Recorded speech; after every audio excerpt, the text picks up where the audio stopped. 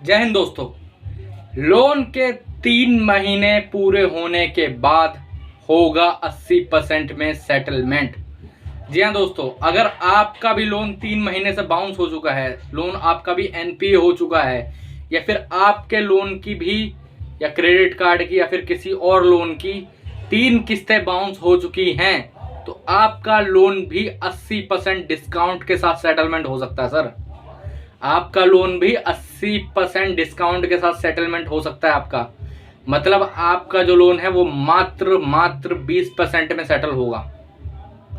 मतलब अगर आपका 10 लाख का लोन है तो सिर्फ 2 लाख में, आपका 1 लाख का लोन है तो सिर्फ 20,000 रुपए में सेटल होगा। आज इसका मैं पूरा प्रोसेस आपको बताने वाला हूँ, A to Z चीज़ें कि इसमें क्या क्या चीज़ें लगेंगी और आरबीआई से इसका क्या ऑर्डर आया है। आरबीआई और सुप्रीम कोर्ट से इसके ऊपर एक ऑर्डर आया है, ठीक है। तो ये ऑर्डर के बारे में बात करेंगे और अपना जो लोन है वो 20% या फिर 10% या फिर 15% में कैसे सेटल करवाएं। मैं पूरा प्रोसेस बता दूंगा कि 15% का क्या प्रोसेस है, 10% का क्या प्रोसेस है और 20% का क्या प्रोसेस है। इसके बारे में मैं पूरा का पूरा आपको आज बताने वाला हूँ, ठीक है। तो वीडियो में आगे बढ़ने से पहले दोस्तों, मैं आप सबका हर्ष कुमार आपके इस चैनल लोन डिस्ट्रॉयर में आपका स्वागत करता हूं। अगर आपको भी किसी भी प्रकार की कोई भी परेशानी है, फिर चाहे लोन से रिलेटेड हो, आपको रिकवरी वाले परेशान कर रहे हैं, आपको किसी प्रकार का कोई नोटिस भेजा जा रहा है, चाहे वो आर्बिट्रेशन का हो, सरफेसी एक्ट का हो, डिमांड नोटिस हो, सेक्शन 25 पासा का नोटिस हो, या फिर चेक बाउंस का नोटिस हो, यहाँ पर मेरा नंबर आ रहा होगा। आप मुझे इस नंबर पे व्हाट्सएप पर मैसेज करिए, हम आपकी सारी प्रॉब्लम दूर करवा देंगे दोस्तों। कॉल के माध्यम से हम आपकी सारी प्रॉब्लम दूर करवा देंगे, ठीक है। चलिए वीडियो में आगे बढ़ते हैं। तो मेरे दोस्तों, जब भी आपका जो लोन है वो एक किस्त जब आपकी बाउंस होगी तो आपको कॉल्स वगैरह आना स्टार्ट हो जाएंगी, ठीक है। जब आपकी पहली किस्त यानी कि जो आपका फर्स्ट मंथ चल रहा होगा बाउंस होने के बाद, उसमें आपको कॉल्स वगैरह ही आना स्टार्ट होंगी। ज़्यादा कुछ तो होगा नहीं, कॉल्स वगैरह ही आना स्टार्ट होंगी, ठीक है। लेकिन आपका जो दूसरा मंथ होगा उसमें आपको विजिट्स वगैरह देखने को मिलेंगी और उसको कैसे हैंडल करना है मैंने बता रखा है आपको और भी वीडियोस के अंदर, और इसके अंदर भी मैं थोड़ा थोड़ा आपको आइडिया दे दूंगा, ठीक है। और अगर आपको साथ ऐसा हो रहा है कि आपको विजिट हो रही है, आपको परेशानी हो रही है, तो यहाँ पर मेरा नंबर दिया हुआ है, आप मुझे इस पर मैसेज कर सकते हैं व्हाट्सएप पे, कोई दिक्कत वाली बात नहीं है, ठीक है। चलिए आगे बढ़ते हैं। जब आपका लोन दोस्तों 3 मंथ आपकी ड्यू हो जाते हैं, जब 94 डेज हो जाते हैं आपके लोन को, 94 डेज याद रखना, 3 मंथ नहीं, 94 डेज, ठीक है।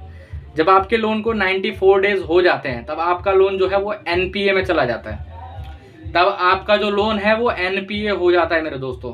और ये एनपीए का मतलब क्या है, ये एनपीए है क्या?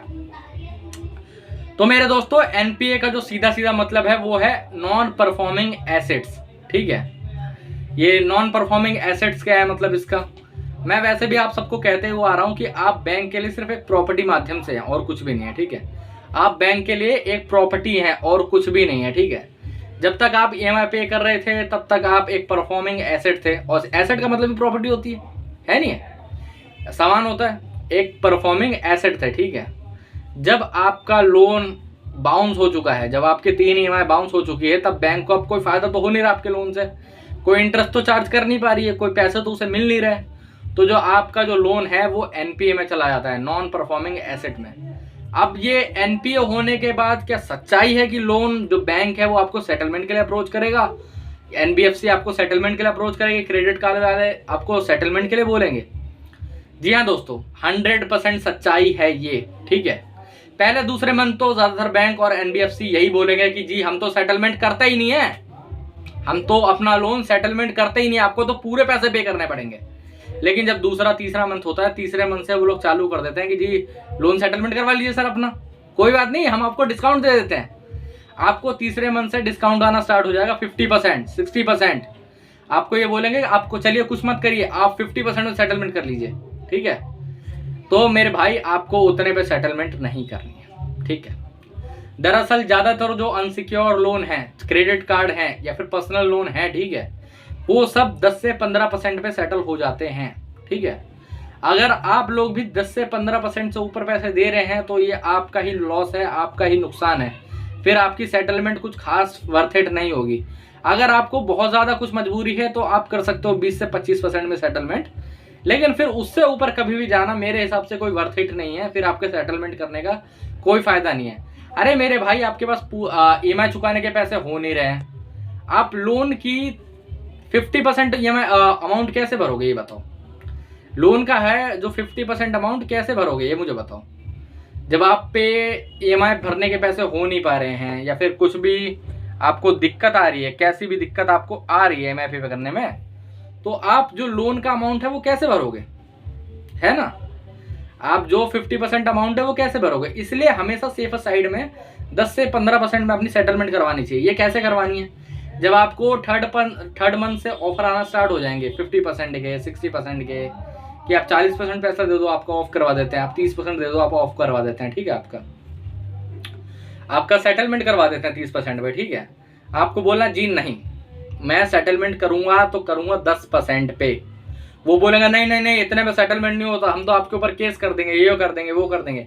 नहीं मेरे भाई, ऐसा कुछ नहीं। जब उनको अगर केस करना होगा किसी चीज पे तो वो कर देंगे वैसे भी, ठीक है। वो आपको सेटलमेंट का ऑफर नहीं दे रहे होते अगर उनको सही में केस करना होता तो, ठीक है। इसीलिए कभी भी डरे घबराए बिल्कुल भी नहीं। उन पे सीधा कहिए कि भाई साहब मैं जो हूँ वो सिर्फ 10% पे सेटल करूंगा। वो गिर के आएंगे, वो 40 पे होगा, अगले मंथ बोलेंगे कि एक काम करिए 30 पे कर लीजिए। उसके अगले मंथ बोलेंगे कि जी एक काम करिए आप 25 पे कर लीजिए। उसके अगले मंथ बोलेंगे 20 पे कर लीजिए। उसके अगले मंथ बोलेंगे 15 पे कर लीजिए। उसके अगले मंथ बोलेंगे कि भाई साहब तुम दे दो 10%, कोई बात नहीं। आपका जो लोन सेटलमेंट है वो हम 10% पे ही करते हैं। चलो मान ले 10 पे नहीं भी करते, मेरी बात गलत हो जाती है, 10% पे सेटलमेंट नहीं भी करते, 12 पे करेंगे, 14 पे करेंगे, 15 पे करेंगे। अरे मेरे भाई तब भी तो तुम्हारा ही फायदा है। 50% तो 15% सही है। तो इसीलिए कभी भी इन बैंकर्स, इन रिकवरी एजेंटों के जाल में ना फंसे। कभी भी अपना सेटलमेंट 50% 40% पे ना करें मेरे भाई, क्योंकि आराम से सेटलमेंट हो जाता है। 30 से मतलब 15 से लेकर 10% के बीच में सेटल आराम से हो जाता है। आपको कोई भी प्रकार की परेशानी नहीं आएगी, कोई भी रिकवरी एजेंट आपको परेशान नहीं कर सकता। मैं ये भी बता देता हूँ कि इतने महीने अगर होगा तो हम झेलेंगे कैसे। मेरे भाई अगर आपको कॉल आ रही है तो आप कॉल पे सीधा बोलेगी जी मैं तो अभी पैसे नहीं देने वाला, अभी RTP बोलता हूँ मैं, ठीक है। मैं राइट ऑफ के बाद इसकी सेटलमेंट करूंगा। राइट ऑफ 180 दिन के बाद होता है, उसमें आपको बहुत अच्छी डील मिलेगी, आपको बहुत अच्छी डील मिल जाएगी। अगर ये आपके साथ बदतमीजी कर रहा है तो कंप्लेंट करिए इनकी, RBI में करिए। आप पे कुछ नहीं हो पा रहा तो हमें मैसेज करिए, हम इनसे आपको छुटकारा दिलवा देंगे। हम किसी भी प्रकार के रिकवरी वालों से आपको छुटकारा दिला देंगे। आपको जो ये परेशान कर रहे हैं ऑन कॉल, घर पे आके या फिर किसी भी प्रकार से, हम आपको उस चीज से 100% छुटकारा दिलवा देंगे। आपको इतनी सी भी दिक्कत नहीं आएगी। और बताइए, ठीक है। और भी अगर मान लेते हैं कि सेटलमेंट भी अगर आपको करनी है तो किस प्रकार से करनी है। देखो सेटलमेंट फेक तरीके से भी होती है। मान लो आपने थर्ड मंथ में बोला कि 10% पे करना है, तो वो बोला हाँ जी कोई बात नहीं 10% पे हम सेटलमेंट करवा देंगे आपकी, आप एक EMI पे कर दीजिए फिर हम आपकी सेटलमेंट करवा देंगे। नहीं मेरे भाई, अगर आप NPA से पहले एक भी EMI पे करते हैं तो आपका लोन NPA नहीं हो पाएगा। आपका जो प्रोसीजर था वो फिर से पीछे चला जाएगा 2 मंथ, ठीक है। तो इसीलिए कभी भी एक भी EMI पे मत करिए, कहीं से ला धू के कैसे भी पे नहीं करना। अगर आपको लोन पे करना तो पूरा करिए, अगर आपके पास पैसे नहीं हो तो एक भी मत करिए, ठीक है। क्योंकि फिर आगे चल के आपको परेशानी आएगी, आपका जो केस है वो 2 महीने पीछे चला जाएगा, ठीक है। लोन की सेटलमेंट कैसे करनी है ये भी मैं आपको बता देता हूँ। मान लेते हैं आपको ऑफर आ गया 10% का, 15% का, ठीक है। तो सबसे पहले तो दोस्तों अब नया रूल्स लागू हो चुके हैं। अब आपको अप्रूवल का मैसेज आता है अपने फोन में, ठीक है। आपको बकायदा जैसे बैंक से पैसे मैसेज आता है ना कि लोन आने का मैसेज आया था, पैसे कटने का मैसेज आता है, पैसे डालते हैं तब बैंक अकाउंट से मैसेज आता है या फिर NBFC वगैरह से, तो आपको उनसे मेल आएगी, आपको उनसे अप्रूवल का मैसेज आएगा और SMS पे, ठीक है। अप्रूवल का मैसेज आएगा। उसके बाद आपको पहली बात तो एक सेटलमेंट लेटर आएगा, उसको वेरीफाई करवाना है, ठीक है, उनकी ब्रांच में या फिर वैसे।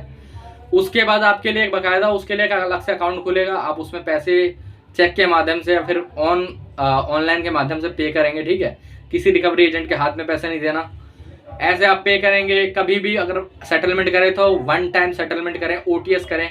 कभी भी आपको किस्तों में सेटलमेंट नहीं करिए। अगर आप किस्तों में सेटलमेंट करते हो तो आपकी अगर एक भी किस्त बाउंस हो जाती है मेरे दोस्त, ठीक है, एक भी किस्त एक दिन से भी डिले हो जाती है तो आपका सेटलमेंट इनवैलिड हो जाएगा, नल एंड वॉइड हो जाएगा। आपका जितना भी पैसा है वो सब बर्बाद हो जाएगा। आपका एक भी पैसा सही नहीं रहेगा, आपका सारा पैसा बर्बाद हो जाएगा, आपका सारा पैसा डूब जाएगा एक तरीके से, ठीक है। तो कभी भी सेटलमेंट करवाएं तो बहुत अच्छे तरीके से देख के करें। हमसे करवा सकते हो, कोई दिक्कत वाली बात नहीं है, ठीक है। हमारी सर्विस ले सकते हो। हम आपको प्रॉपरली हर तरीके से, किसी रिकवरी एजेंट आपको परेशान कर रहा है, आपके आर्बिट्रेशन का नोटिस आया, कोई भी नोटिस आया, ठीक है, हम उसको सेम डे खारिज करवा देंगे। आपको कोई रिकवरी वाला परेशान कर रहा है वो हम देख लेंगे, कोई दिक्कत नहीं, वो सब बंद करवा देंगे। होम विजिट बंद करवा देंगे, कॉल्स पे आपको कोई परेशान नहीं कर सकता। लोन सेटलमेंट का हम देख लेंगे कि कैसे कैसे करवाना है, क्या क्या चीज़ें हैं, ठीक है। आपको किसी भी प्रकार की कोई परेशानी नहीं आएगी। ठीक है, तो जय हिंद दोस्तों, आज के वीडियो में इतना ही। अगर इसके बाद भी आपको कोई भी प्रॉब्लम लग रही है, कोई भी प्रॉब्लम लग रही है लोन से रिलेटेड, यहाँ पर मेरा नंबर है, यहाँ पर मुझे व्हाट्सएप पे मैसेज करिए, हमसे जुड़िए, हम आपकी हर एक परेशानी दूर करवा देंगे। जय हिंद दोस्तों।